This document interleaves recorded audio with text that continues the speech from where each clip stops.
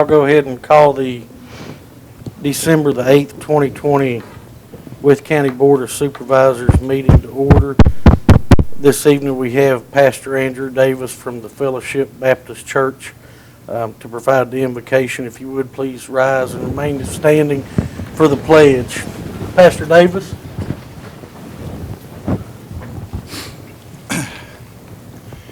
Gracious Father, as we come to you tonight, we can't ignore the fact that our nation is in a perilous time right now, politically, as far as COVID and all sorts of things. And that seems to trickle down to every level. Trickles down to our state, trickles down even to our counties and towns. And Lord, I've been thinking about this today, and what we need is not intelligence or ingenuity or innovation. What we need tonight, what these supervisors need, what our citizens need, what our nation needs is wisdom. God, I pray we'd have it. Every decision that faces us, Lord, every situation we encounter, I pray that we would all endeavor to be men and women of wisdom, a wisdom that pleases you and leads us to the right solutions. I pray tonight would be done decently and in order, and that it would bring about results that are positive and helpful, and that it would bring a smile to you. We thank you for the opportunity we have to govern ourselves in this way. May we make full use of it. And we'll thank you for your help tonight. For it's in the precious name of your Son, Jesus, we ask these things. Amen. Amen. I pledge allegiance to the flag of the United States of America and to the republic for which it stands, one nation, under God, indivisible, with liberty and justice for all.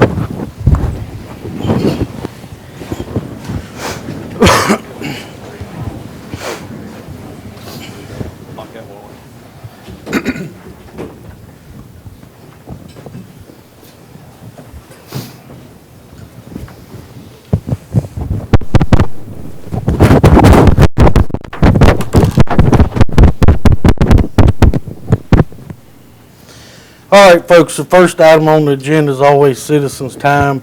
We're going to group everybody together. It's a couple different topics, but we're going to let everybody speak on the same topic just for convenience. We'll call your name. Miss Lawson will call your name, come up. You got 3 minutes. She'll let you know. She's got a handy-dandy sign up here. Ms. Lawson. Okay, this evening, first on the list, under the category of school sports, is Wyatt Sage.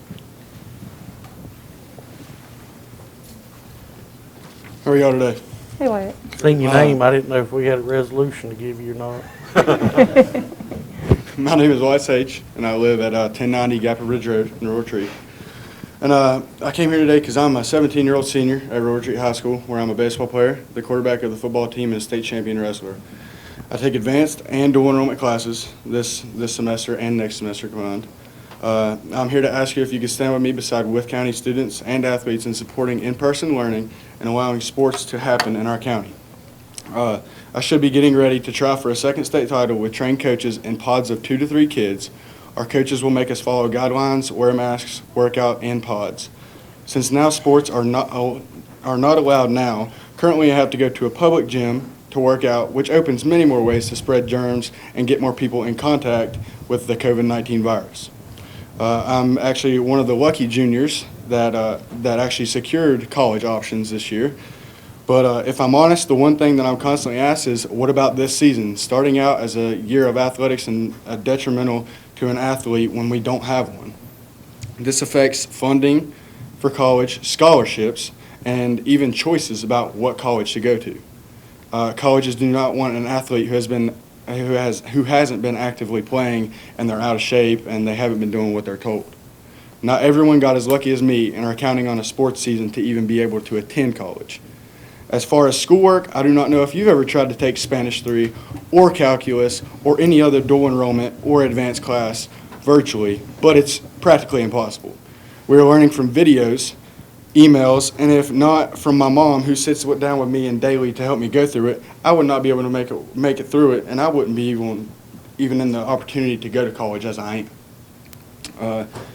Sports kind of drive me through that to make and get better grades, but when I don't have sports, I can't really count on the sports to back me up in my grades to help me.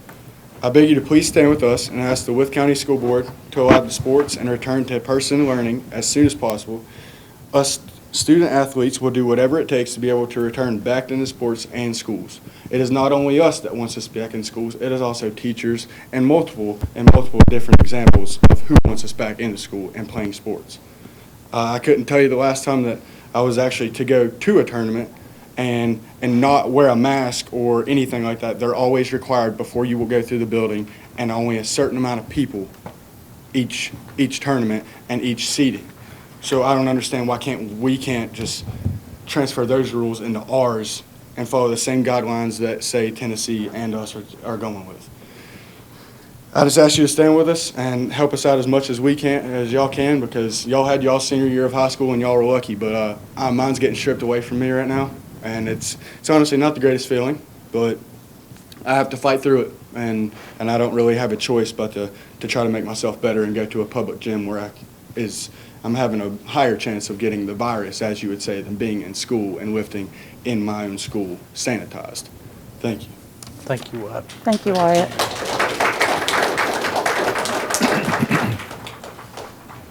Okay, next we have Thomas Canoy.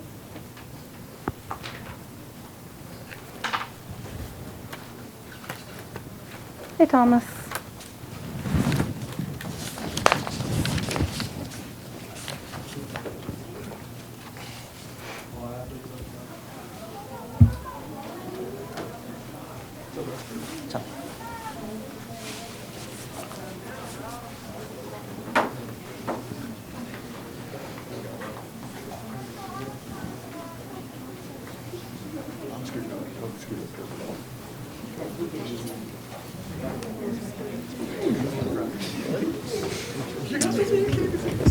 Board, first of all, I completely understand you guys do not make decisions in regarding school policies. Fully understand that. What I do understand is that there are relationships in government in which you all lean on each other for understandings and the ability to resolve matters at a community level. What this school system does not only affects everybody in this room, it also affects the community at which you govern and how you govern. I know that you are the Community Board of Supervisors. These people have votes, and they have voted to put you here for a reason. So when you're faced with these opportunities, this decision that the school board is going to make, and that does make on a continuous basis, not only impacts the way that you govern, but it also impacts how you can recruit businesses and other assets into the community to better this community. So now that that is out of the way, when you ask why I am standing here, I'm not standing here as a coach. I'm standing here as a father. I'm standing here as a community supporter and advocate for everybody that is standing behind me. Why? Why? Because we're not making decisions based on facts. We're making decisions based on facts that we're looking at from one angle. Okay? Are COVID cases rising? Yes. Do I think COVID is a hoax? No. COVID is real. COVID is very real. Okay? Just as is the flu, just as is cardiovascular disease, just as is diabetes. But you navigate through those and you have mitigation policies in place. So if you separate the data and you look at the data, are COVID cases rising? Yes. Where are the COVID cases coming from? Long-term care facilities, elderly population, not this population standing behind me. This is the most resilient group that you can have out here in school, in athletics, and also when facing what we're facing in 2020.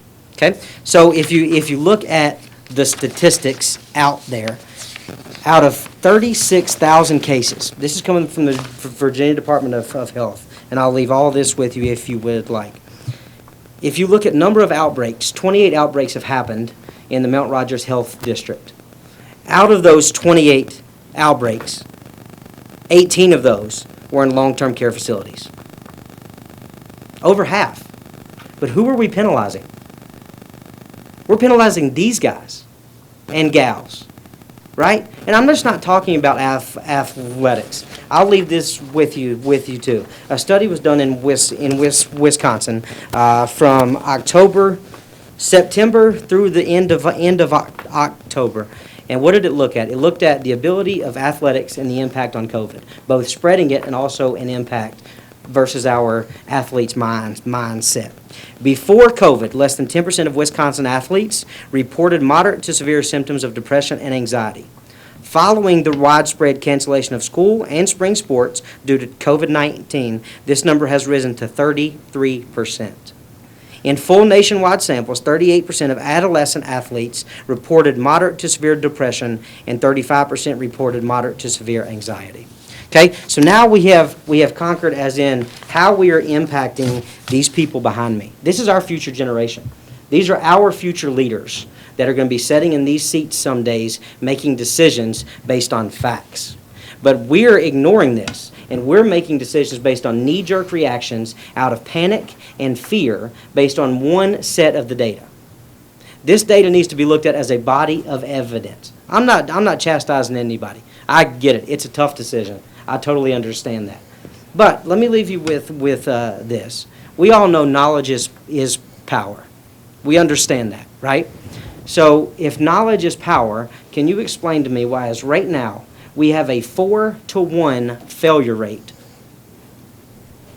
4-to-1. And that's above the age, the grades of third. So we have a 4-to-1 failure rate from this time last year. Why? Why?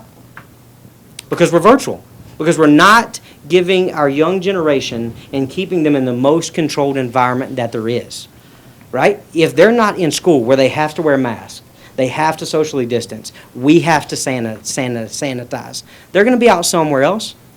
They're going to. Then how do we contact trace that? Because we have no idea where they have been. If they're in a school function and they're in school in some capacity, I'm not saying 5 days a week is the answer. It's not what I'm saying. But what I'm saying is there is an avenue. If we sit down and we look at it and we develop a plan, there's a plan to get these kids back in school.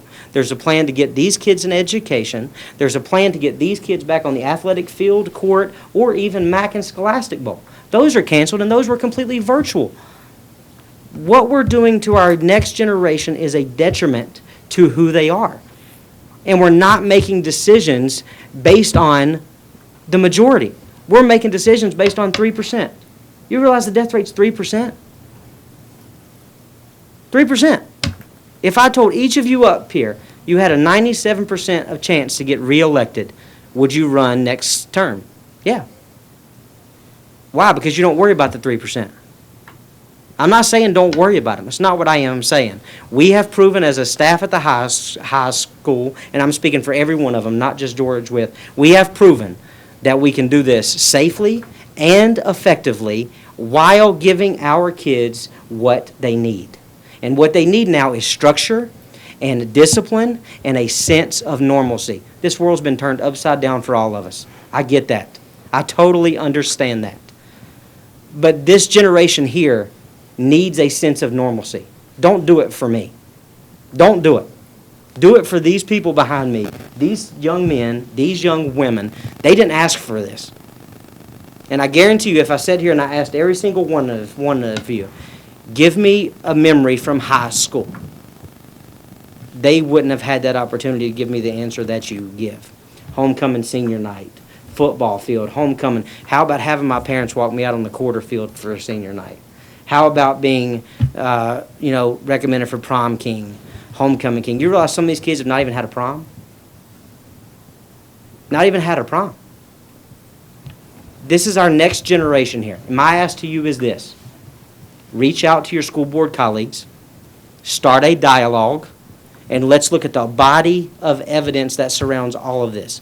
Let's quit nitpicking one stat over the other. If you look at counties around us, both that are in school or virtually and playing athletics in some capacity, we're either on par or at a less infection rate than they are. We have done our job. These kids have done their job. They've done everything we've asked them to do. They've practiced 6 feet away. They've wore masks. They've done everything. We have sanitized and sanitized and sanitized. They've done everything we've asked them to do. They've worked their butt off for months. Months. And you realize we've not played a sport in a year. 1 year. Last February. Please, do your part.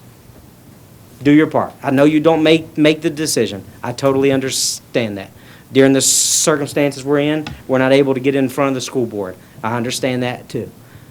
But there will be letters submitted, and we're going to take this video and submit it to the school board members. This is my ask of you. Just do your job. Start a dialogue. That's all it takes. I'm not here to blast anybody. I'm not here to crawl anybody's butt. I get it. They're tough decisions. But we're making knee-jerk reactions based on a subset group of data without looking at the whole book. So thank you for your time. I truly appreciate it. And please, do it for these people behind me. Don't do it for me. Thank you. Thank you, Tom. Thank you.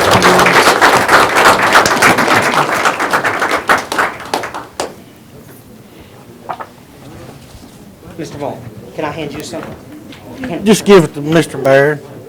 Did you make copies? I didn't, but I can. Okay, that's why he'll make copies. I probably already got it. You probably do. I'm not saying that you don't. Thank you, Thomas. Thanks, Thomas. Okay, next on the list, we have Jasmine Faulkner.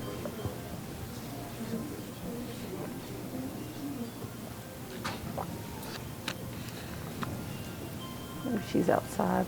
Would you check and see if she's up front? Jasmine Faulkner. She's outside.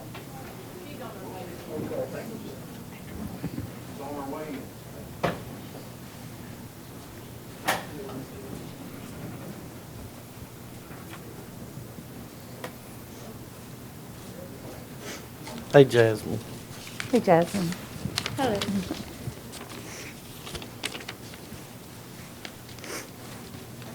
If there's one thing my parents have taught me, is for me to be strong and to stand up for what I believe in. I'm here today to talk to you about reinstating sports in Wythe County. For those of you who do not know me, my name is Jasmine Faulkner, and I'm a sophomore at George Wythe High School. For those of you who do not know my story, I'd like to give you a glimpse into my past and how sports have impacted my life positively. When I was in elementary school, I was placed in foster care with my two younger sisters. I was in and out of foster care for several years, and I didn't have opportunities, and life was extremely difficult.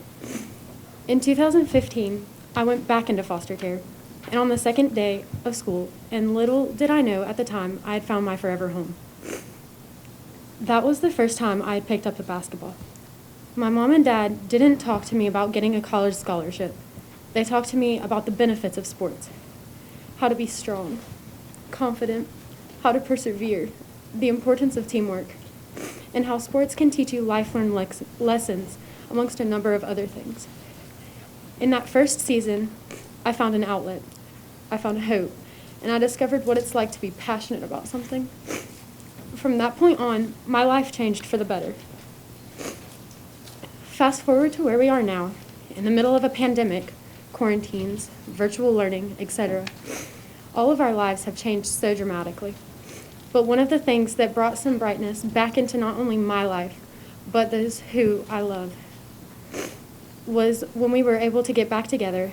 And although we may not have had the opportunity to have full-fledged practices, it brought hope to us all. It brought hope that we'd be able to get back together and have those experiences that our parents have talked about when they were growing up. It brought hope that we'd be able to get back out there and do something that we love, something that we're passionate about. Understanding protocols and expectations, I can promise you that all of us student athletes will work hard and do what is expected of us. Please reconsider your decision and allow our seniors and their parents one last season. Allow the rest of the student athletes an opportunity to play and to experience joy when there's not a whole lot of that going on. And to allow some sort of normalcy in a time when it is almost non-existent. Thank you for your time and consideration. Thank you, Jasmine. Thank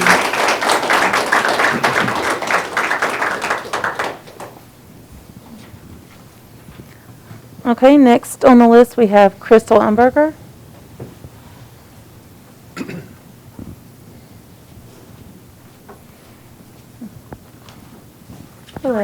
Hey, Chris. I stood in this room almost 9 months ago, and many of you probably don't know that, but I was standing at the back as you gave my son this really cool award. And that award was for winning a state title in wrestling. Mr. Balk came up, we took pictures. It was a great day. Packed house in here. That meeting was a little crazy, but it was packed in here.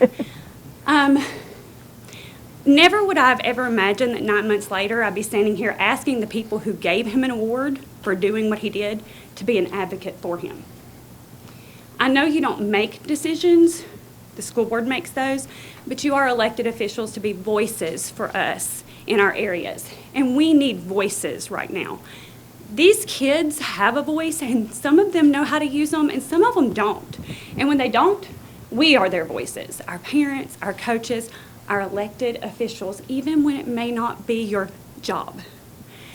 So I'll just kind of give you a scenario.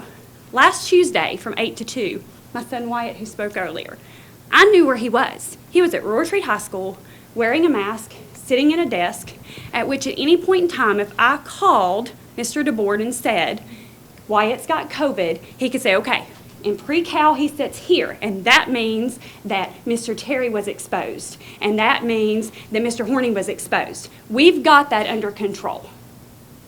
We could pinpoint, kind of, to a general area, what was going on and who was exposed. They eat 6 feet apart, for heaven's sakes. They yell at each other across the building while they're eating. I mean, they're farther away than you guys are. So let's fast forward to today. Does anybody know where my kid was from 8 to 2? Because I'm a working parent, and I'm not a babysitter. And when he says I'm going to get a jug of milk at Food Country, and he meets his friend there, and they have a little powwow in the parking lot and decide they're going to go over to Subway and get some food, and then we're going to run down to Country Kitchen and get a large sweet tea. By the way, Mom, we stopped by and saw Aunt Jessie on her way back through. How many people have we just been exposed to in the same time frame that a week prior, he was sitting in a classroom and I knew who he was exposed to and what he was doing?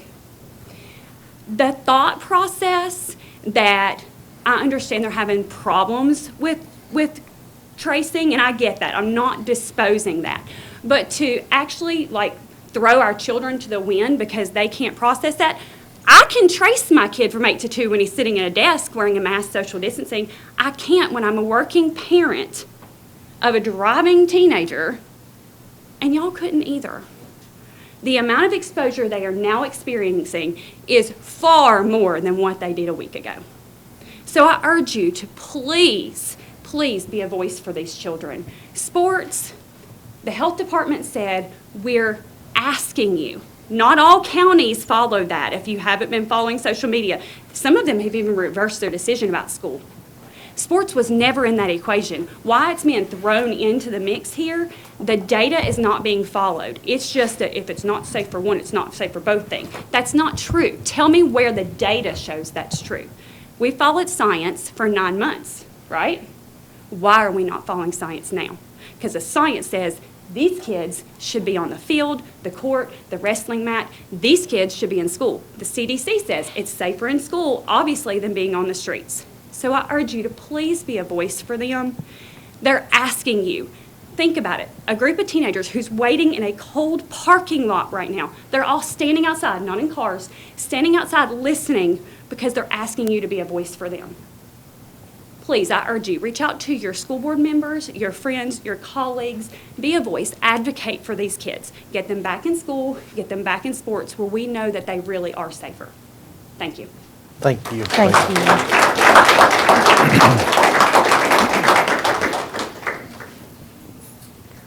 Okay, I believe that's all that we had signed up under the school sports category. Was there anyone else that wanted to speak at this time regarding school sports? No? Okay. Before we move on to other categories, because I don't know if all y'all want to stay, we have a lot of fun. You're more than welcome. Tons. We don't engage when people comment. You know, it's public comment. It's time. It's your 3 minutes. But now I'm going to give you my 2 cents. and anybody else, we can go around the table. Wyatt, you talked about passing algebra virtually. I couldn't pass it in person. I couldn't have done virtual school my senior year, and I thought I seen Dave Philippi back there. I don't want him to say it's because we didn't have internet. Mr. Kenoy, I agree with you. There's one thing that you talked about, the 96, 7, 98% getting reelected. The easiest way to get reelected is please 51% of the people are running unopposed. Last year, we had several school board seats up. Nobody was opposed on the ballot. One didn't even have a name on the ballot. Keep that in your mind. As far as establishing dialogue, the day I heard it, I picked up the phone, I called the superintendent. I gave him my opinion. I don't know if anybody else has. I've reached out to school board members, superintendents. I'm probably not well liked, but I believe in representing the people. That's what I'm here for. You see how much good it's done. The school board and their decision not to have meetings, I do not understand that. They're having a meeting tomorrow at 12. I hope all of them show up. Or Thursday, thank you. I'm getting old, my memory's not good. The First Amendment, in my mind, trumps anything the governor says. It's the reason it's the First Amendment. And for all you students in here, if you don't realize, it talks about addressing the government with your grievances. And speaking of the governor, if we want to get technical, if you read Executive Order 67, which is the one that says, 25 people can gather, at the very end of it, it says, nothing in this order shall limit, and I'll skip down to subsection E, the operation of government, and that's what we're doing. We are the only governing body in Wythe County that has continually met in person. We've never locked the doors. You can ask Miss Meyer in the back. She's been here at every meeting. So that's what you're dealing with up here. That's why we're here, Mr. Chairman. I appreciate your opportunity for a forum. And I appreciate you laying out the fact that we don't control the school board. Like I said, I've reached out. I've made my, and it's really unfair because some people with kids won't agree with you. I don't have kids, but I'm a taxpayer, and I think children need the interaction because what we're seeing with these young people when they come to work is they don't know how to communicate unless it's in front of this or this. Sports, one thing that I do have a problem with, and you talk about basing your decision on numbers, since this all happened, I have raked the health department over the coals to try to get honest numbers. This man right over here, in case you haven't met him, our new assistant county administrator, Matt Hankins, real nice guy. Every day he goes through and corrects their numbers. That's not his job, but we try to give honest numbers to our citizens. The governor told us, hey, we're spending all this money, we're hiring contract tracers, but yet the health department's telling us that they can't do that anymore. I'm just as frustrated as y'all are. But we can only control what we want to control. If you go to the school board meeting, I ask you one favor, if you live on a dirt road, throw that in there and try to get them to pave your road because tonight we're having to deal with their decisions, but they don't ever have to deal with ours.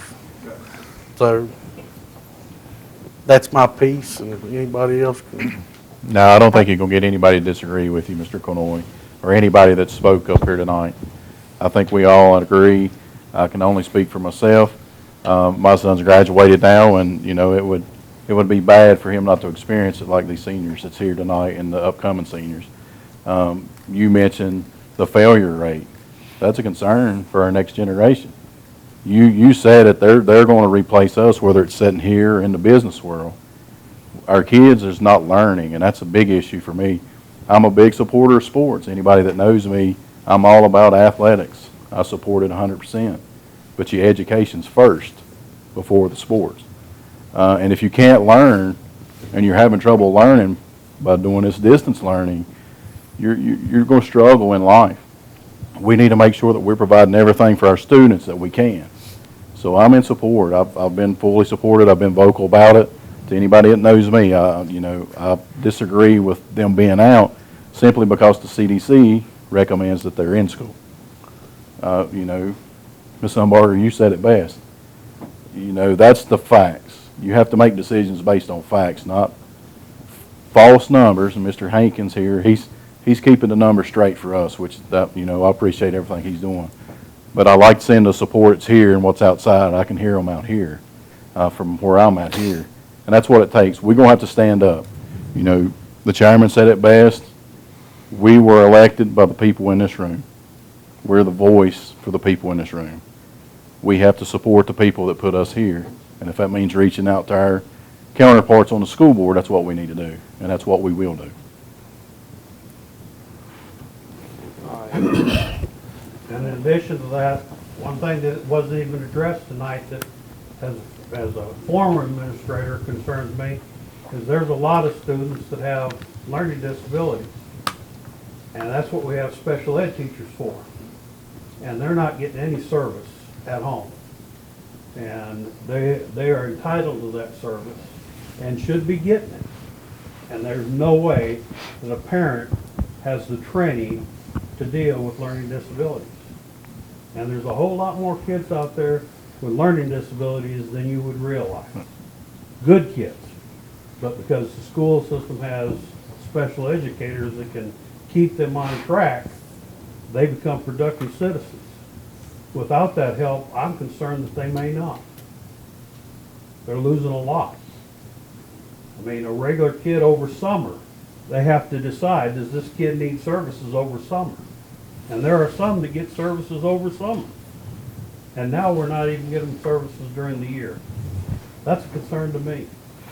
And I agree with y'all too. But I don't get to make that decision. You all, I'm not going to repeat anything that they've already said, but I agree with them. I just want to thank all of you for coming out. This is the second big meeting that we've had this year with tons of high school students coming, and it always warms my heart to see you all come and stand up for what you believe in. And Ms. Sundberger, I have a junior and a senior at George Wythe, and I hear you, girl. We got to get these kids back to school. But honestly, all jokes aside, it is extremely important for so many reasons that we do get them back to school. And like you said, we're not the decision makers when it comes to this situation, but all I can do is tell you that I'll be an advocate for you. And thank you all for coming and standing up for what you believe in.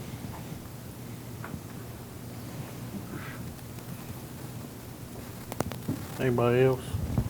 Yeah. I totally agree with you myself. And it looks like to me you got plenty of support, so just keep pushing along.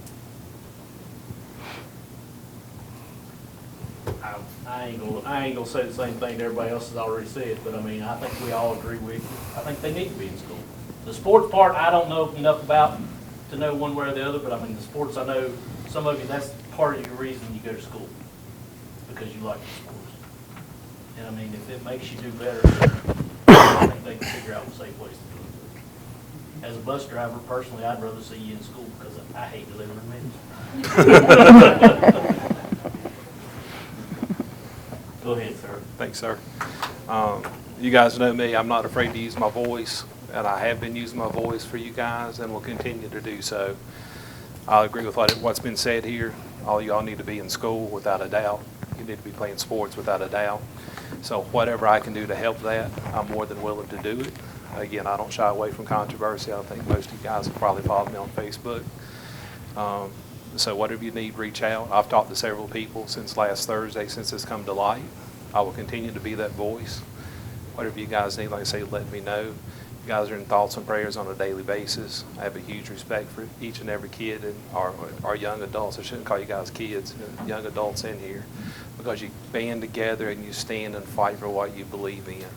And it doesn't get any better than that. Whether it's, I filled the boardroom the last time, and I was tickled to death to see all the people that come to show up to voice their opinions, because that's what it's about. That's what makes America so great. Goes back to what Chairman Vaught said. The First Amendment is huge. Without the First Amendment, we really have nothing else without the First and Second Amendments. And I'm so glad and so proud and so thankful to see every face in here tonight. And again, I will be your voice. I have reached out, like Mr. Vaught said. I've done the same thing. You can still see where we're sitting at right here, right now, but I will continue to reach out. Again, you guys reach out to me. I will help you any way I can, okay? Thanks for being here, and best of luck. One more thing before we move on, and I can't remember when the decision was made, but I went back, and one other thing that I'll ask y'all to do when you're sending emails, last Thursday, I sent an email to Senator Todd Pillion, who is my senator, and Delegate Jeff Campbell. If you live on that side of 4th Street, Wythe County, Todd Pillion's your senator. If you live on that side of 4th Street, it's Dave Suderline. But I would ask that you email them and express your displeasure with the service that we're getting from the Mount Rogers Health District. Because somehow, and I know Southwest Virginia, y'all are used to not being treated equally, but they can contact trace in Fairfax and Arlington, but we can't do it in Wythe County. So while you're mad, while you're sending emails, shoot them more.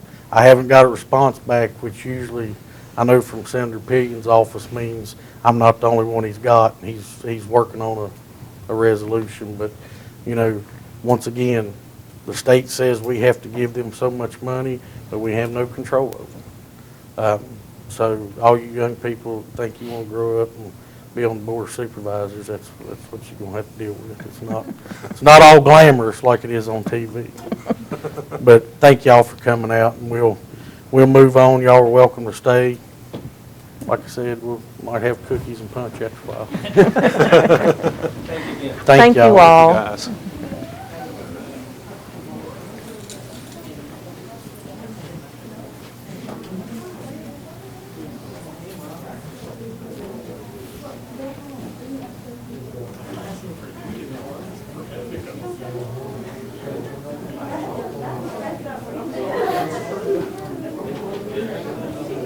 Who's next? We have Karen Akers. I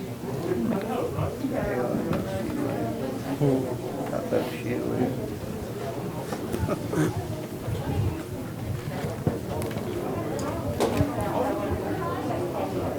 Like a pretty good group tonight. Took everybody in here. Took everybody in here. Change it. Power's on the back side of it. That was one of these. There he is. Yeah. Yeah. Lost everybody. All right, we'll move right along. Go ahead. and Want me call to? Miss Karen Akers, you're next on the list. Well, I wished I had all that support up here with me, but I have Miss Tate here from the General District Court. You got Heidi? And Heidi, too, yeah. Hey, after I speak, she might want to speak. Hello, everyone. I hope everyone is staying safe and warm, and we're appearing tonight under two different hats. Both of us are appearing as clerks of the General District Court and the Juvenile Domestic Relations Court, and myself as a citizen and an employee of the Wythe County JDR Court. First, we would both like to thank the board and the grounds department for our newly constructed glass enclosures. We are still a work in progress, but this is very much appreciated by our judges and our clerks. We both look forward to the conclusion of this project. And secondly, we would like to mention to the board that both myself and Mrs. Tate have written to Mr. Bear asking the board to award some funds to our offices. Our staffs have worked throughout this difficult time, and we would hope to encourage the board to reward these ladies. Mr. Bear is also in possession of a letter from one or both of our presiding judges.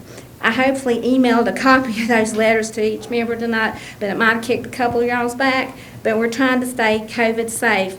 We'd like to say that we have stayed open every day, every hour since March. We have continued hundreds of cases. We've dealt with the public, we've dealt with law enforcement, we've dealt with the attorneys, and we would appreciate some kind of reward to our staff. And I think that's all I have to say. I've got copies of the letters if you need a copy of them, but I did write Mr. Bear, and I appreciate him reaching out to me and saying that he got those letters, and we just appreciate any kind of monetary reward for a job well done, as our staffs always do. Ms. Tate, do you have anything to say?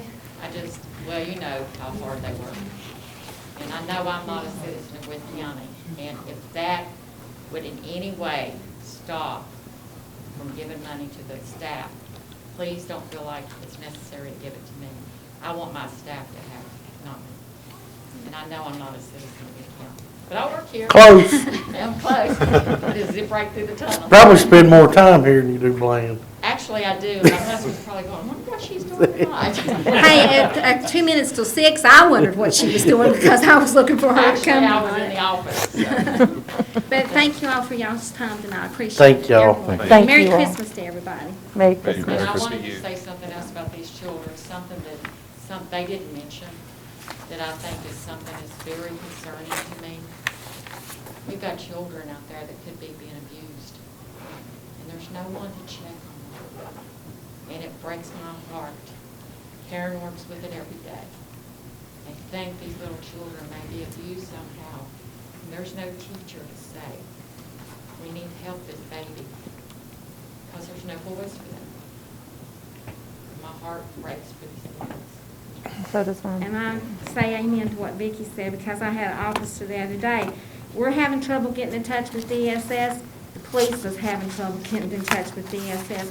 So we're losing a lot of children that we don't want to put in the ground. We want them going to school. We want them being protected by each one of us, our churches, and our community, and that's not happening. And so I concur with the other speakers. I think it's time to get back to being normal as possible for these children. And I know that was, Totally off our thing.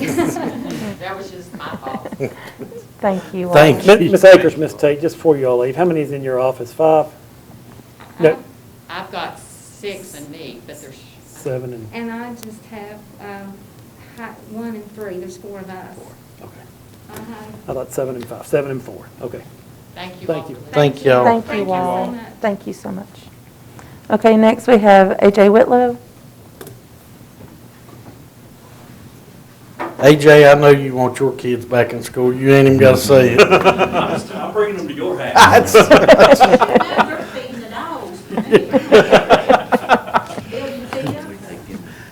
If you want to. I haven't stood this long outside in the cold since Metallica come to town. We picked the wrong night to come see you guys. I appreciate you giving me a few minutes. I know I was here several months ago when we did the budget hearings.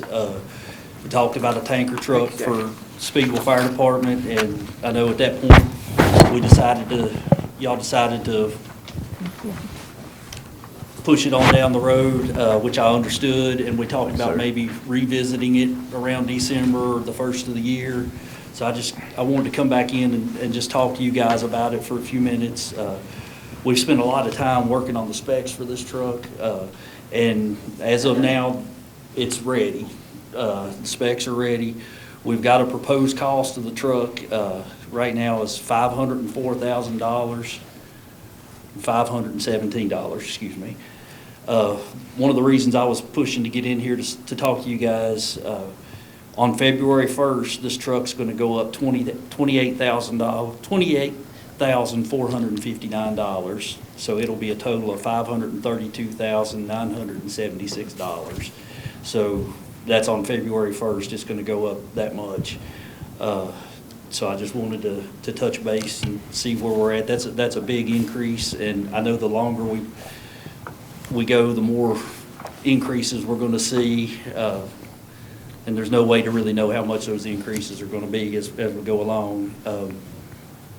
We're proposing to get a 3,000-gallon tanker from Atlantic Emergency Services, purchasing it through the HGAC contract, which would require the county to participate in that. Many of the counties around already participate in that, even the town of Withville. I've had people tell me that Wythe County does. On their website, it doesn't show that Wythe County does, but if that's something, we can look into that further. That's a program where the items have already been put out for bid, so you don't have to go through the whole bidding process. And I've got some information, I could give it to Stephen, or my copier ran out of ink, or I'd have printed it off for everybody. With this truck, we're looking at, if we ordered it tonight, it's going to be 360 to 390 days out. So we're looking at probably over a year, 13 months until the truck's finished. Payments would not be due on that truck until the truck is delivered to the firehouse. So just something I wanted to touch base with you guys. I know we hadn't talked about it in quite a while. So, AJ, what's just compared to the one Max Meadows got, what are we looking at? it's a very similar truck. Okay. I don't know cost-wise what there's. Yeah, I don't remember. But it's a very, very similar truck. That's what I was. I want to say it was in the 490 range, but I'd have to look and see. It's been a year since they got theirs, so it's Metal, yeah. Be glad it ain't made out of wood. And this is something, have we seen, have we got our numbers yet on sales tax and all that for second quarter, is that January? Yeah, we'll have that in January as to where we stand. And I will say,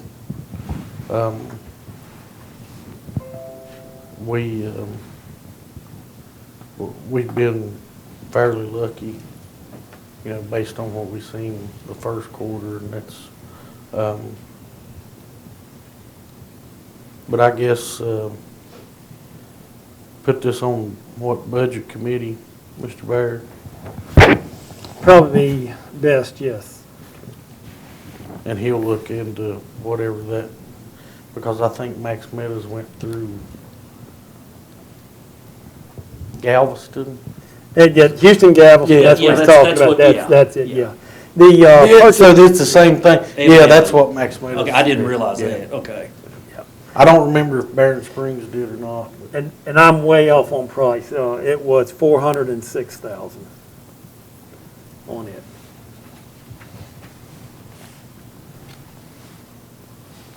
That was December 27th, 2018. I will say while y'all were up here, AJ, I appreciate, you know, we took the CARES Act money and bought all the fire departments a pickup. Y'all already have a pickup. And I will say, I appreciate y'all not getting mad and wanting another pickup, because, you know, just as well as I do, that would have happened some other places. But y'all have a pickup that y'all bought with your money, and we certainly appreciate that, even though it's, you know, CARES Act, and we've got to spend it or send it back. But I don't like to spend money just to spend money. I don't like to. Yeah, trust me, I've been trying to get a helicopter and bulldozer for years, and he won't buy it. You have no idea.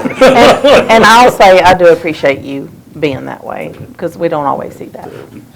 Well, the way I look at it, the county's been awful good to us, and we try to return the favor. And you know, I don't want, like I said in the budget hearing or whatever it was, I don't want to do anything that puts the county in risk. But this is something I feel like we really need. And I've said it before, and I'll repeat it. way y'all keep y'all's truck up is second to none. You know, they're aging out, they look really good, Well, I appreciate and that. they always look good. I And that's, appreciate that. you know, that's a lot of tax money, it's sitting there, you know, that's, I almost hate to take one of them, put them on gov deals where somebody tries to buy it for $3,000 because Well, one other thing I did want to mention that I talked with some of our people. We went to Grayson County a few weeks ago to help with a very large fire. They called us for water. We took 3 tanker trucks over there, and we had this tanker truck. And now, when we took 3 tanker trucks, that's all 3 of our tanker trucks, our engines. We took all 3. If we would have had this tanker truck, we would have essentially taken just about the same amount of water on one truck with a quarter of the personnel. So, you know, it's something when we roll out, to get the same amount of water right now, it pretty much leaves our district unprotected. water's like oxygen, you don't Yeah. think about it. till you Yeah, ain't that's got right. it. So, But Thank y'all. I appreciate y'all's time. Thank you. Thank y'all. Thank you. Okay. Finally, Linda Meyer. I've got 3 things this evening. Here's some interesting information concerning, wait, I'm going to float, it's going to come off, concerning the stats, and I'll just read it to you quickly. Carrie Mullis is the inventor of this PCR test, this COVID test. And Dr. Tom Coven says that the PCR test, in fact, is meaningless because it has never been standardized. Thank you. To isolate the virus. He says that the package insert from Roche, the pharmaceutical company, says this test is not to be used for diagnostic purposes. The inventor, who has been awarded a Nobel Chemistry Prize, said that using certain protocols for this COVID test, they can come up with any results they want. If you do it well, you can find almost any virus, any antigen in any Will you- body.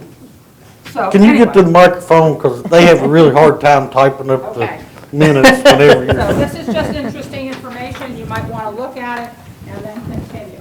Now, the big issue, and I had sent you guys information, and I have this too, is to have with county, or to have you guys, a resolution to Ms. make. Myers, I'll ask you to stay there because it's Okay, on the to make video. our and we're picking it up. county a sanctuary county, a First Amendment sanctuary county. I have the paperwork here. This was done in Campbell County this month, and we hope that this resolution wishes to express its intent to state as a sanctuary county for the Bill of Rights and the First Amendment, to oppose within the limits of the Constitution of the United States and the Commonwealth of Virginia any effort to unconstitutionally restrict rights and to use legal means at its disposal to protect the rights of the citizens of this county to freely exercise their religion, peaceably assemble, and to freely engage in commerce, to free movement of people, and any other individual liberty recognized as belonging to the people. I'm hoping that you will take this resolution that Campbell County has adopted and do the same thing for Wythe County. It would be a great Christmas present for Wythe County.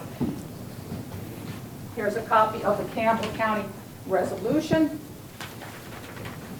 And I hope you do this, and the wording is all here, nuts and bolts. All you have to do is put in Wythe County. Thank you, ma'am. Okay? So this is really important to get a step on this and get it done as expediently as possible. Okay, that's number 2. Number 3 is the e-bikes that we were talking about with Mr. Sweeney last month on the New River Trail and so on, and in Virginia.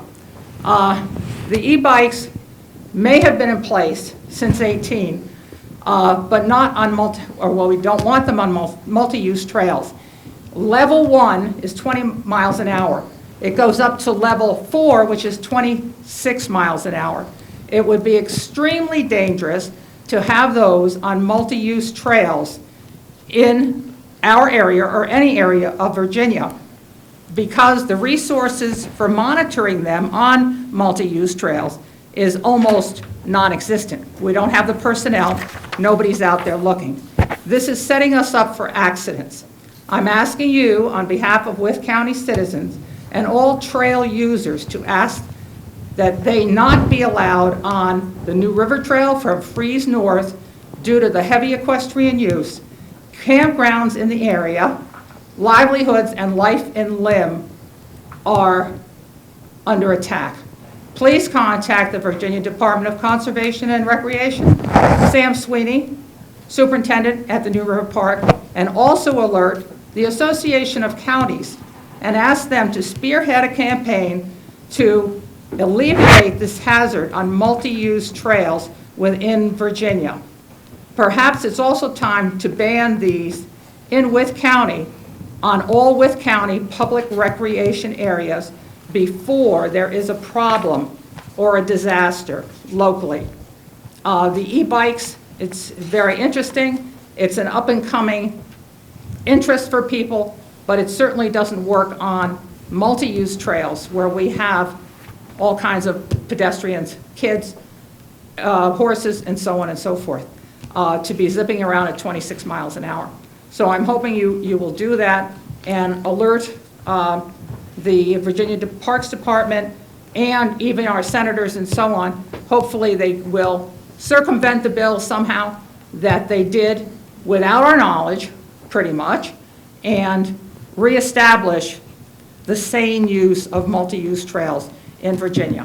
Thank you. Thank you. Thank you. That's all we have signed up for citizens' time. I'll close citizens' time. Next item on the agenda is the payment of invoices. Entertain a motion to pay the invoices. So moved. Have a motion, have a second. Any questions, discussion, or any invoice any member wants to pull out? Hearing none, we'll do a roll call vote. Mr. Terry? Aye. Aye. Aye. Aye. Aye. Aye. So approved. Next item on the agenda is the minutes of our previous meeting from November the 24th, 2020. Entertain a motion to approve. Have a motion, have a second. Second. Have a motion, a second. Any corrections, additions, or deletions? Hearing none, we'll do a roll call vote. Mr. Smith? Aye. Aye. Aye. Aye. Aye. Aye. So approved. County Administration Staff Reports, IT, Mr. Todd Catron. Everybody's favorite person. When their computer won't work. That just threw the pressure on me.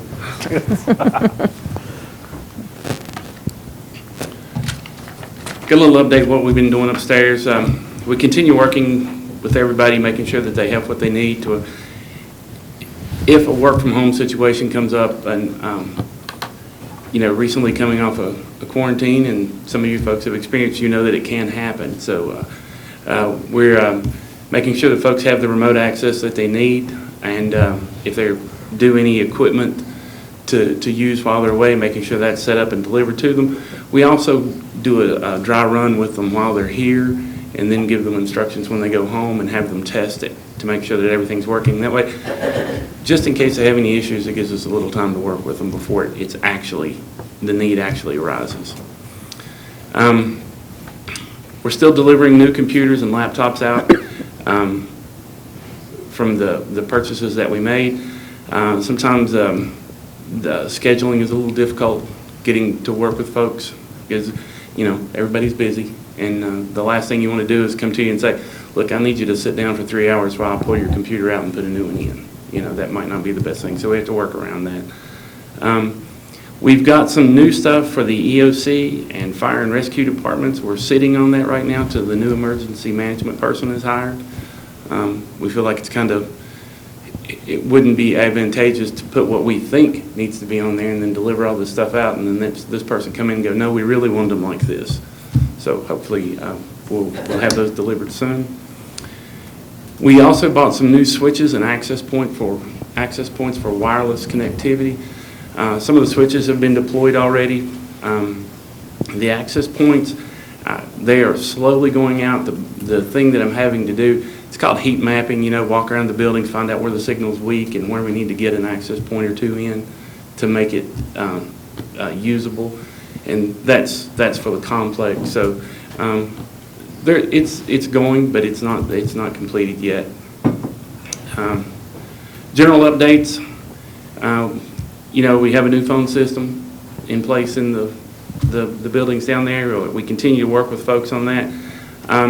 The neat thing that's happening is people they were used to the old system that was in place for the last 18, 20 years, whatever it was, 12. But they are seeing the features and how the new system works, and they're looking at the way their offices are working, and they're calling us going, can we do it this way? Can we make it do this? Can we make it do that?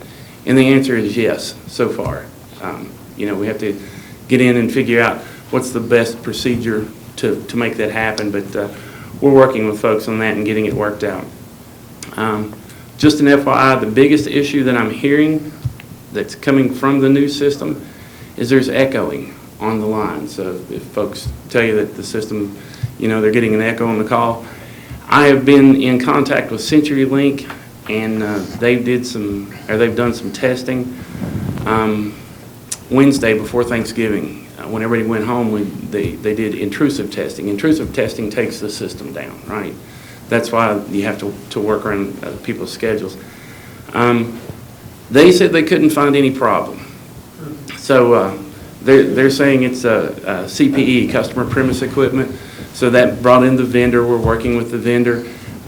Just to let you know, I had an echo on my phone today, which is a completely different system, a completely different circuit, which tells me it's a line problem, but until I can convince CenturyLink, they're not going to dig anything up and fix it. So it's just a little process you have to go through. We're working on it. We're working diligently on that.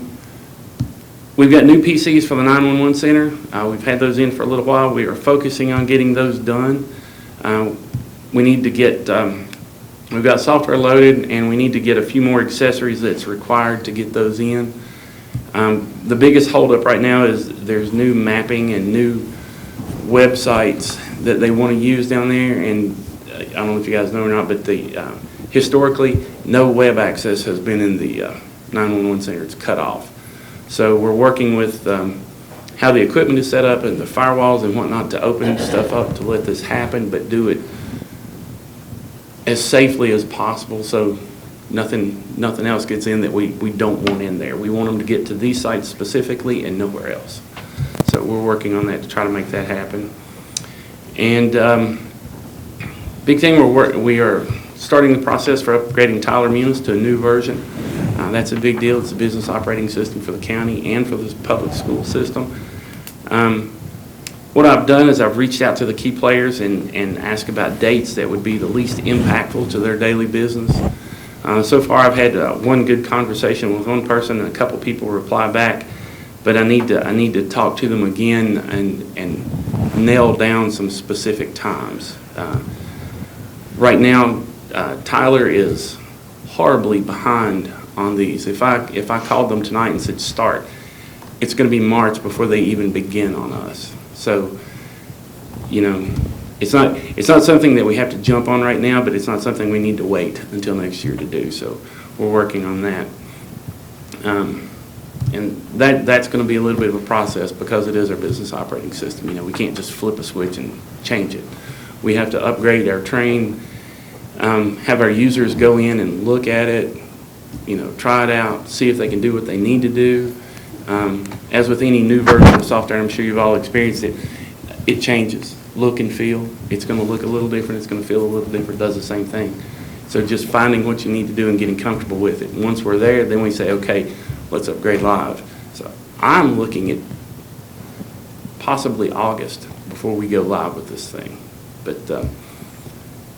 we'll see if we can make that happen a little quicker, depending on dates and whatnot that people come back with. Any questions? No? Everything must be working. That's a good thing. That's what I like to hear. IT is supposed to happen in the background. We work hard and we work a lot, but you're not supposed to know it. It doesn't go unnoticed, that's for sure. It just works. It's definitely noticed now that we actually have an IT department instead of an IT person. And I know you experienced a little bit of that when you were first hired, but it's probably not a week goes by that I don't talk to somebody that's good. surprised about how fast something got fixed. That's good. That's what we like to hear. You know, it is 2020. We're getting there. Good and bad. So, Good team. They got a good team yeah, working. and that's, and I've had several compliments on Josh. He's doing a great job. Both he and Melissa both do a great job.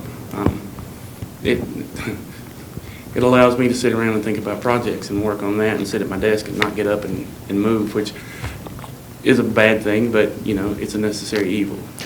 I will say, and I know you've been around long enough, you've heard me complain about moving at the speed of government. The IT department with county is definitely the fastest thing as far as getting stuff to us. Good. I mean, every time I see one of y'all are like from one project to the next. So Excellent. Good job. All right, well, you, thank Todd. y'all. I have a question for you. Mm-hmm. Can I leave my computer and y'all figure out why it wants to go to sleep all the time? Mm-hmm. Because I thought we changed the. we have. I think it's set for like 5 hours, and it just went to sleep in 3 minutes. I think it senses brain activity. Oh, well, that would explain it. I thought maybe it was really kin to me. Yes, sir. If you want to leave it. Okay. I'll just leave it sitting here then when I leave tonight. We'll get it and beat it into submission. Thank you, sir. That's why we take them up to the office. Y'all can't see us beat them. All right, thank y'all. Thank you, Todd. Thank you. Moving on to old business, we have appointments. Mr. Baird. That's just on there for your informational purposes of those that are coming up that are going off at December 31st, so we can have names to go on there as of the first of the year. Mr. Chairman, I have an appointment. May I make that appointment or a motion for an appointment, sir? Go ahead, sir. I would like to appoint Mrs. Lloyd for the Mount Rogers appointment vacancy, please, sir. Have a motion to appoint Miss Lloyd. I believe I sent that out to everybody for Mount Rogers Community Service Board. Have a motion, have a second. Second. Have a motion and a second. Any questions or discussion? Here none, we'll do a roll call vote. Mr. Terry? Aye. Aye. Aye. Aye. So approved. And what was the start date on that, Mr. Bear? It'll be January 1st. Okay. Yep. Anything else under appointments, Mr. Bear? No, sir. Anything else under old business? Nothing from me, sir. Moving on to new business, first item is the VRA agreement. Mr. Bear, I'll let you proffer that. Yes, we've got a agreement for a principal forgiveness loan in the amount of $112,500. I would request that the board give us authorization to execute this agreement. Entertain a motion to authorize Mr. Bear to execute the agreement as presented. So moved. Have a motion, have a second. Second. Have a motion in 2 seconds. Any questions or discussion? Mr. Smith? Aye. Aye. Aye. Aye. So approved.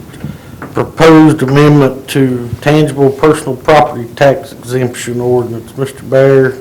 Yes, sir, Mr. Chairman. You all remember the gentleman came earlier this year and spoke about adding foresting, harvesting, and silviculture activities to it.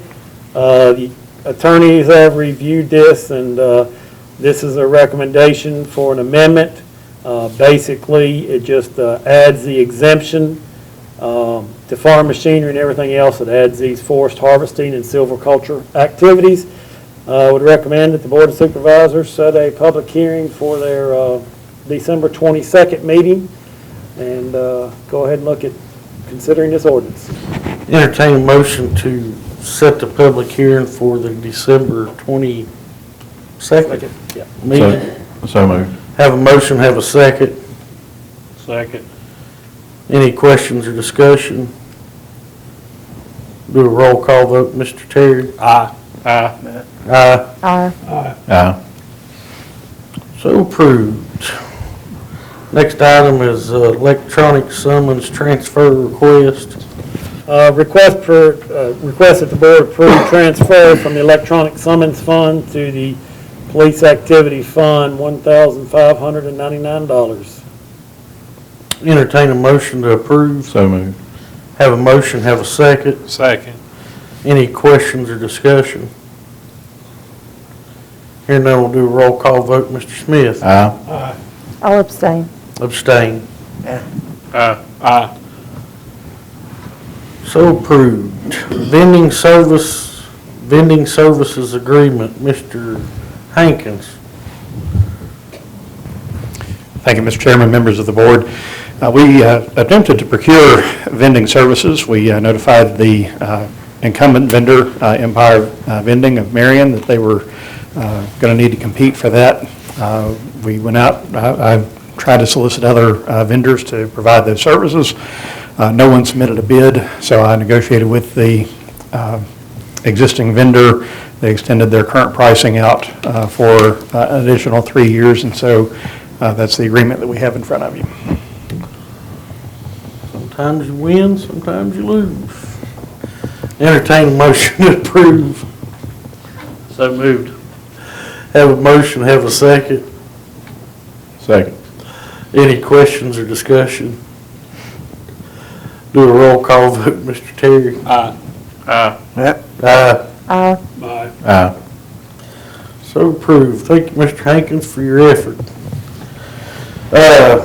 Next item is the draft rules of procedure meeting calendar for 2021. Mr. Bear. Yes, Mr. Chairman, this is for informational purposes. We'll have it on the agenda for this meeting. We'll put it on the agenda for the next meeting, just to give you all opportunity to review. This will be recommended for adoption at our first meeting, reorganizational meeting to start the new year. The calendar for 2021 does show us moving our June meeting to the last day of June, which has been historical, a thing that we have done to make sure we do through all the closeouts of year end. And then also moving the November 9th meeting to Wednesday, November 10th, due to the planned VACO conference. Maybe.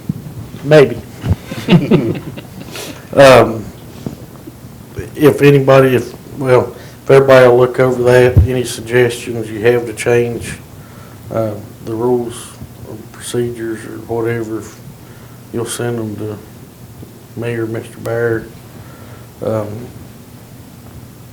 I will say that I've enjoyed having the meetings in the evening. I hope we can keep that. But all right, Mount Rogers Community Services Audit. Informational purposes only, Mr. Chairman. Just have it on the board. If you all would like for Ms. Bryant from Mount Rogers to come and address, we'll certainly schedule her in the future. We don't need to make. I would just make a motion to accept that we have received the audit. Entertain a motion to. I move. Have a motion, have a second. Second. Any questions or discussion? Hearing none, we'll do a roll call vote. Mr. Smith? Aye. Aye. Aye. Aye. Aye. So accepted. Computer Assisted Mass Appraisal System. We might tag team this. I didn't know which one to call first, sir. I would start. Unfortunately, we have Ms. Kathy Vaught here with us as well to help. But we put out proposals, received responses from 5 firms. Mr. Hankins, myself, Ms. Vaught, and Mr. Catron interviewed the 3 firms, and you will see Mr. Hankins' recommendation letter here for the mass appraisal system. We do recommend entering into a contract with Vision. County Attorney's Office has reviewed the contract. Mr. Hankins have reviewed it carefully, worked on revisions with the company, and I'll turn it over to him to let him go over the details of the contract with you.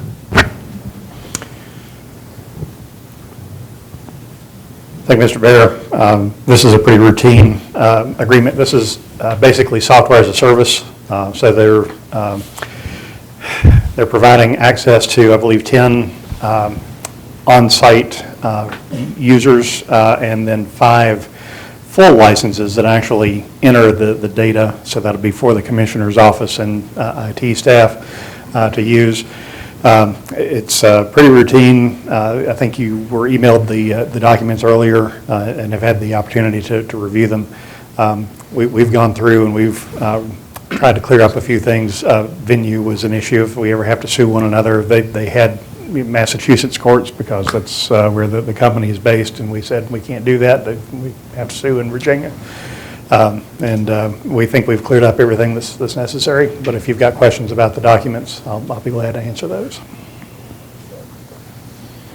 I've got one question, Ms. Vaughn.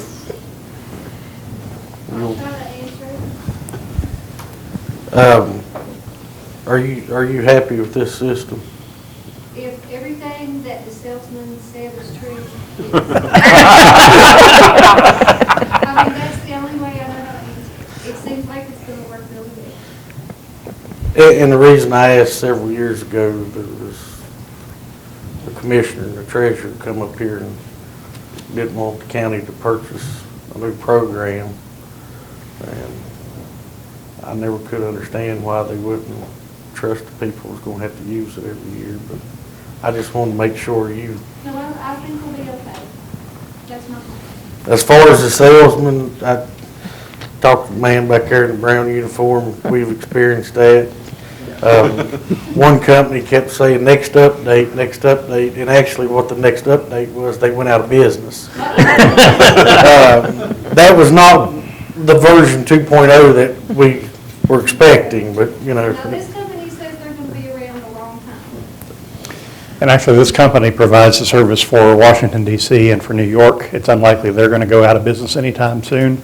That's one of the things that drew us to them, is that they do have a long track record. The software as a service we're going to receive is their version 8.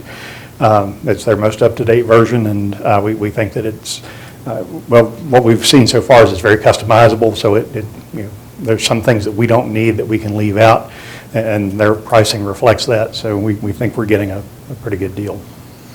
And little things like language, meaning what we call something may not be what they call something in New York, but we can simply change it so on all our reports it's still calling it whatever Kathy's office is calling it, you know. So very robust. We look forward to it, and you know, I guess Ms. Vault has been working with the old system for as long as she's been here, and I don't know how many years before that. It was a Clarion written system by the previous IT director. The challenge every time you do these things is a challenge between taking the old data and moving it into the new system. We did a lot of conversations with them between the sketching software, which is not a home system we've got, and we've got everything plus an IT department that'll be great assistance in doing that. So I know it doesn't seem like much with the system, but it's really exciting, and it's really a step forward, and should be something that will serve us for many years in the process. What action, we just need to I would recommend authorizing the county administrator to execute the agreement with Vision, execute the agreements with Vision software for the mass appraisal system. entertain a motion. So moved. Have a motion, have a second. Second. Any other questions or discussion? Here none, we'll do a roll call vote. Mr. Terry? Aye. Aye. Yeah. Aye. Aye. Aye. Aye. So approved. Next item is CARES Act. Yes, sir, Mr. Chairman. Included in the package, just a latest status of where we were with the remaining balance. I did get confirmation of the amount from the school system today. They do have $210,000 that they will not be using on the food system that we provided. So that money gets added back in to our total as we speak. So we still have quite a bit of funds there currently available. First item I would ask for us to take up in blue, handed out to you, is the latest update that the JIDA has provided to me today. They have vetted, their committee has vetted this last group of applicants that have come in, and they recommend funding of $72,500 on our next round of Open for Business Recovery Grant. That leaves a balance to them of about $35,000 over the next couple weeks to close out what we provided in the Open for Business Grant.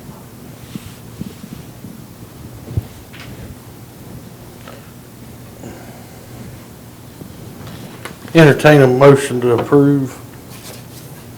So moved. Have a motion, have a second. Second.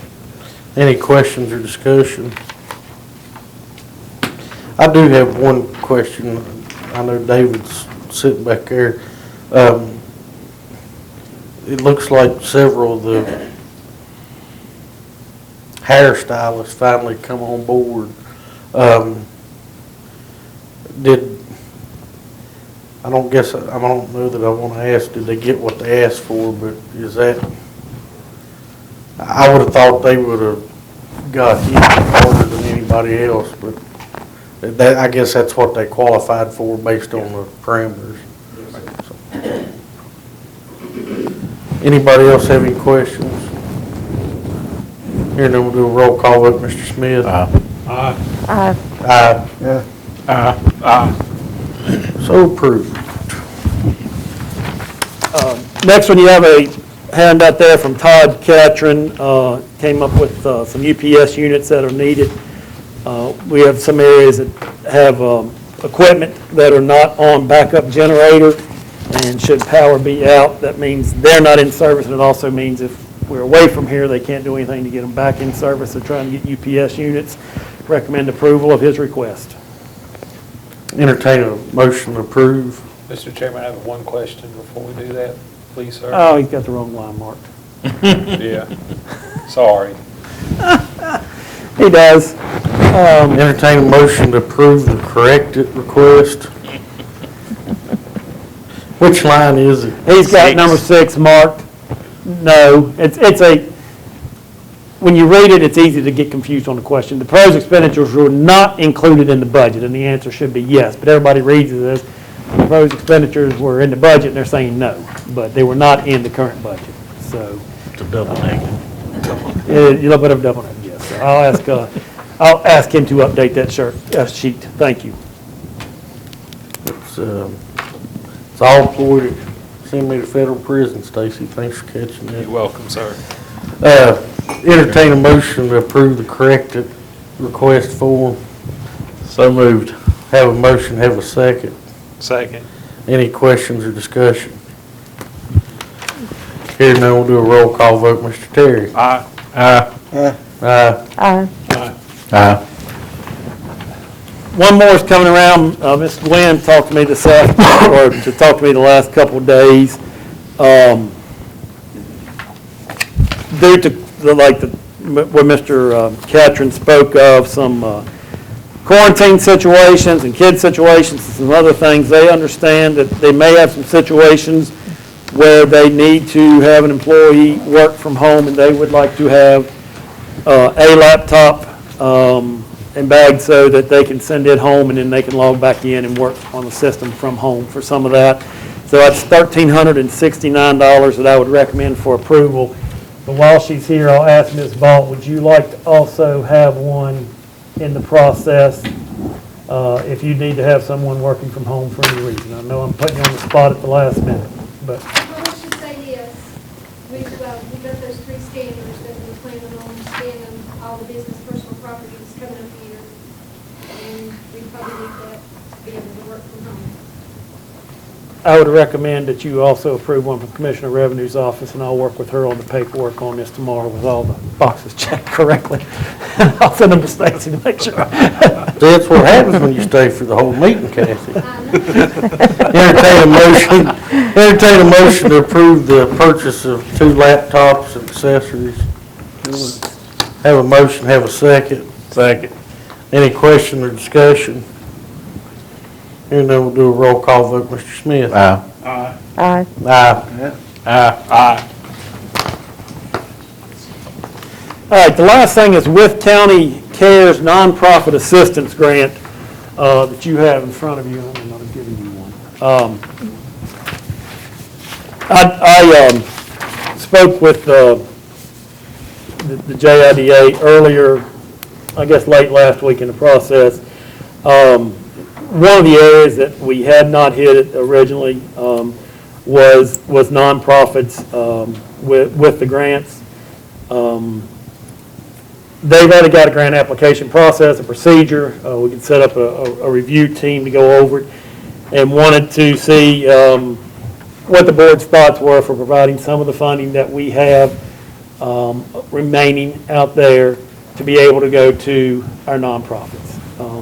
This could go to our rescue squads and fire departments, which we certainly feel would be a top priority. There are also, several other non-departments that have expressed interest in the funding that is out there. Some ideas went back and forth. It may be beneficial to put a cap on this. The original, some of the documentations we were kicking back and forth was $10,000, just like we have for the small business grant. If you put $100,000 towards it, that's 10 at 10,000. 200,000 be 20 at 10,000.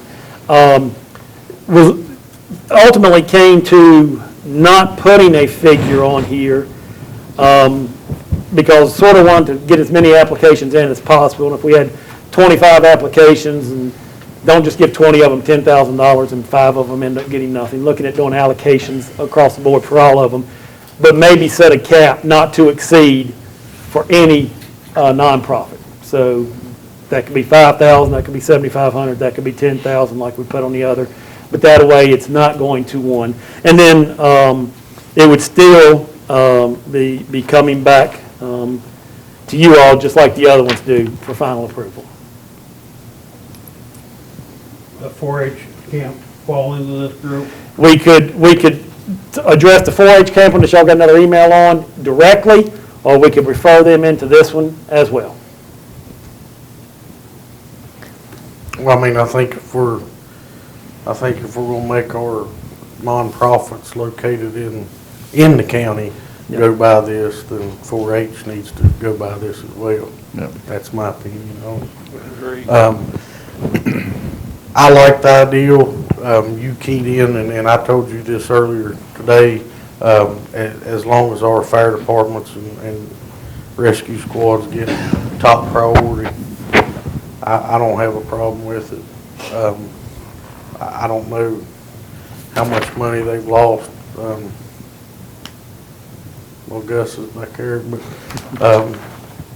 I know y'all did, was it spaghetti? And, I know Rory Treat does barbecue and barbecue chicken. And the community's, always supportive of those activities. Unfortunately, it's hard to figure out how to do that during this time, do it safely, which, they're to be commended for that, but that's my only caveat on that is I just want to make sure we take care of them first. And the priority listing that they have on here is food assistance, housing assistance, and emergency assistance, which fire and rescue would fall under the emergency assistance. But, that's, y'all welcome to change any guidance that you feel on that. But that's going to be only the ones that are 50. 501C, and we have, what's listed on here is 501C 3, 4, and 5. We have Ms. Atwell in the back who sent an email to you all today that requested the 501C6s be included as well. The Chamber may be the only C6 that's in the county that I know of. And I don't have a problem adding that. I mean, it's a needs-based, correct? I mean, it's not just, hey, I'd like to have $7,000 because of COVID. I mean, they're going to have them try to show from their 990s and how it's impacted them this year, the documentation. And I welcome either one of you all to come up and address it. So. How's everybody doing this evening? Good, how are you? Good, sir. Well, first, thank you guys for all your support for small businesses. We've been receiving lots of thank you notes for the money that's been going out. Hopefully be able to share those notes with you, along with some reporting on where the money went and the good that it did. But as far as the nonprofit program goes, yeah, we did want to allocate as much money as we could towards food assistance, housing, and emergency services, but not limit it to some other programs and other organizations.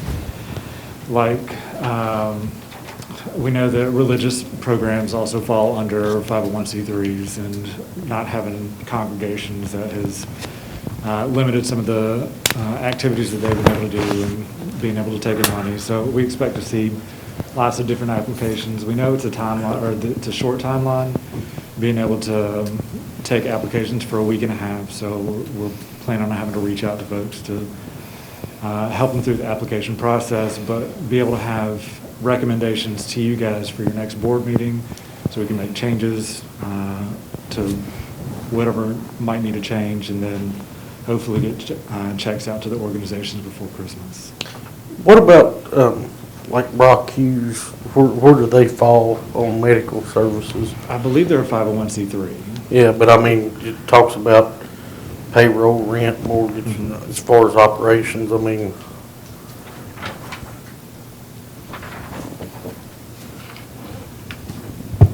I would consider them eligible. I don't know if that's the question you're asking or not. Yeah, I was wondering if you could have them fall under the emergency services portion of that. because I mean, I know they've seen a uptick in services, and I know they have a golf tournament, but I don't even know if they. I don't know. I can't remember if they were able to have it or not.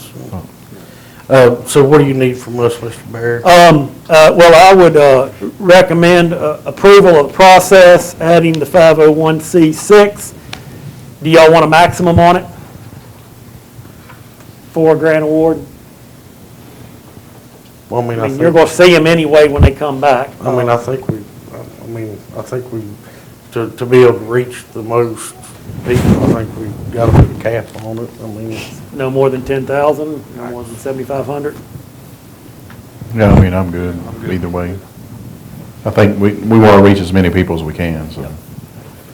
You know, if 7,500, that would extend that reach farther than the 10, so. And then the next thing would be amount. We could probably do $250,000 out of our CARES Act money if you all wanted to. At 7,500, that's 33 nonprofit organizations. If it was maximized at 7,500 each. That sounds good to me. I mean, that's just my opinion. I mean, the rest of us is here. So. Yeah, I agree. I think that's a good amount, and I wish we could do more, but I think the more we can reach, the better. And I appreciate you and David, and I don't know if David volunteered you to do this.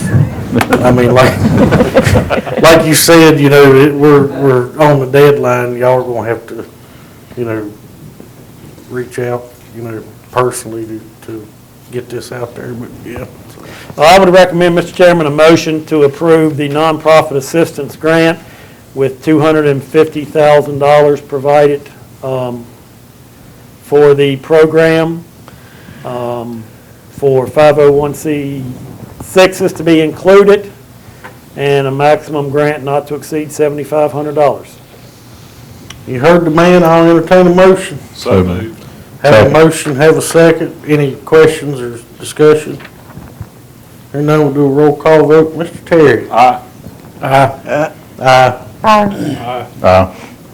So approved. Anything else under CARES Act? No, sir, Mr. Chairman, that's all. Thank you.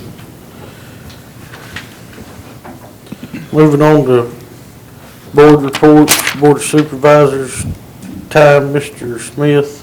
Just a couple of things. I want to thank Stephen and Mr. Fowler for getting the information for the Children at Play signage for the folks in the Whispering Pines area. They're having some issues in that area.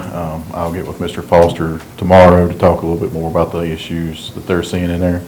And then also want to thank Mr. Byer and Mr. Foster and Animal Control for addressing the issues out in the Ashley Oaks area with the dog nuisance that we were having out there. So I do appreciate that.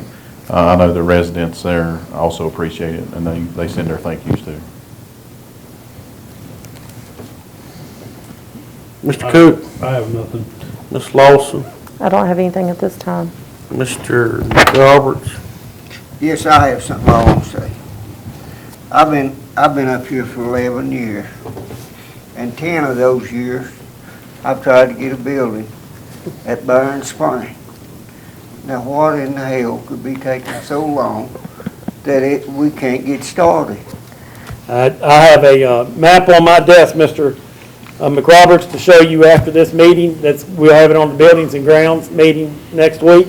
Okay. The gentleman from Thrasher was here. I met him out in the parking lot, but he saw that we had quite so many people, and he did not come in, so I do not know, but he was coming as well. But it is on Buildings and Grounds for next week to talk about on their building. But they do have a layout on it to discuss. Okay, all I want, let's get moving. Hell, I'm getting close to 100. I don't need to. I want to see it built for me. I'll give it to the IT department. They're working faster. I'm going this way. I ain't going that way.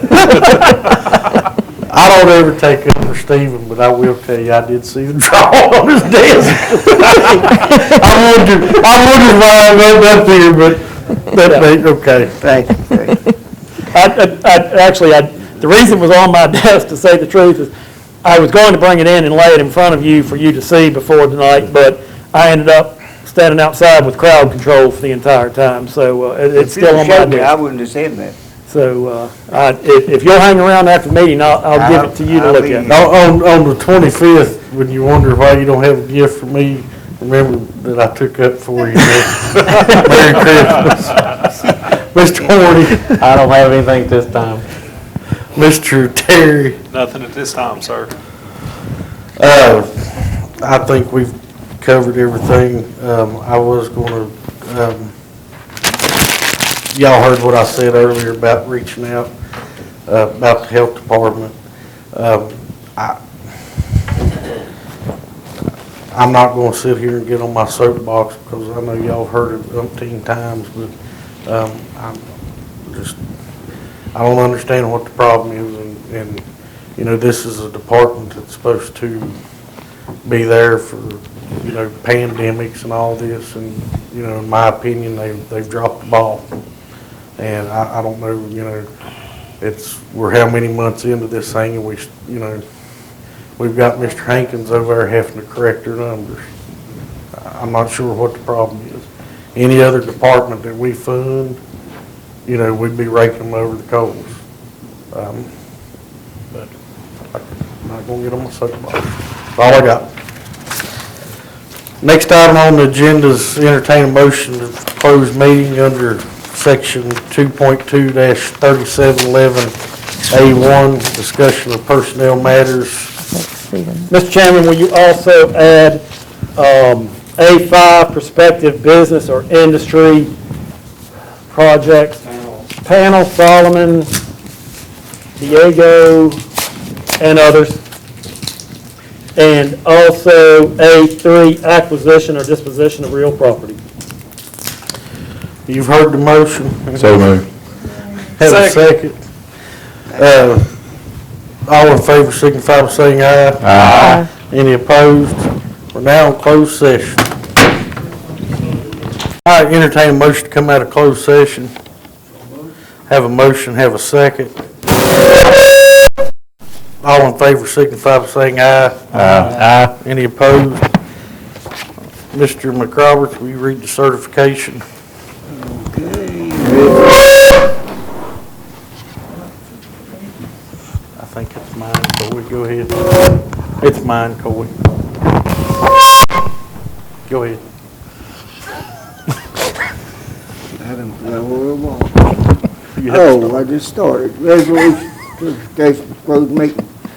Whereas the Worth County Board of Supervisors has convened a closed meeting on this date pursuant to an affirmative recorded vote and in accordance with the provisions of the Virginia Freedom of Information Act, and whereas Section 2.2, 3712 of the Code of Virginia requires a certification by the Worth County Board of Supervisors that such a meeting was conducted in conformity with Virginia law.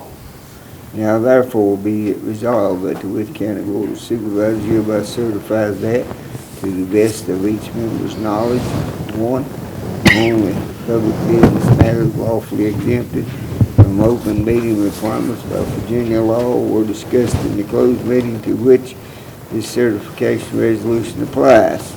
And two, only such public business matters as were identified in the motion convening the closed meeting were heard, discussed, or considered by the Worth County Board of Supervisors. And I make a motion we accept that. Have a motion, have a second. Second. Have a motion and a second. Any questions or discussion? Hearing none, we'll do a roll call vote. Mr. Smith? Aye. Aye.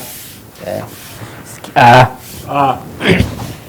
So approved. Sorry about that. Entertain a motion to approve the job description and salary scale for the public information grants officer. Have a motion, have a second. Second. Any questions or discussion? Hearing none, we'll do a roll call vote. Mr. Terry? Aye. Aye. Aye. Aye. So approved. Entertain a motion to approve the finance director salary scale. Have a motion, have a second. Second. Any questions or discussion? Hearing none, we'll do a roll call vote with Mr. Smith. Aye. Aye. Aye. Aye. So approved. Anything else, Mr. Bear? No, sir, Mr. Chairman. Do you not have any other items? Mr. Hankins, you have anything? I think Mr. Bear shared with you that we got the local emergency managers grant, which pays for about a quarter of the salary of the emergency manager.